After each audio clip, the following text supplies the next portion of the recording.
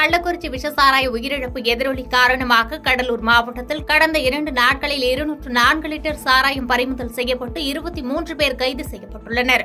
கடலூர் மாவட்டம் முழுவதும் மாவட்ட காவல் கண்காணிப்பாளர் ராஜாராம் உத்தரவின் பேரில் மதுவிலக்கு அமலாக்கப் பிரிவு போலீசார் கடந்த 2 நாட்கள் சோதனை மேற்கொண்டனர். சோதனையில் 204 லிட்டர் சாராயம், 500க்கும் மேற்பட்ட புதுச்சேரி மாநில மது பாட்டில்கள் உள்ளிட்டவைகள் பறிமுதல் செய்து 100க்கும் மேற்பட்ட வழக்குகள் பதிவு செய்துள்ளனர்.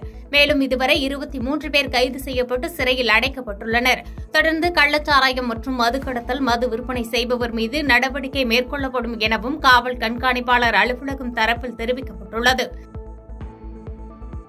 பாதகம் செய்பவரை கண்டால் நாம் பயங்கொள்ளலாகாது பாப்பா, மோதி மிதித்து விடு பாப்பா, அவர் முகத்தில் உமிழ்ந்து விடு பாப்பா. அண்மை செய்திகளை உடனுக்குடன் தெரிந்து கொள்ள இணைந்திருங்கள் இயம்நாடு தொலைக்காட்சியுடன்.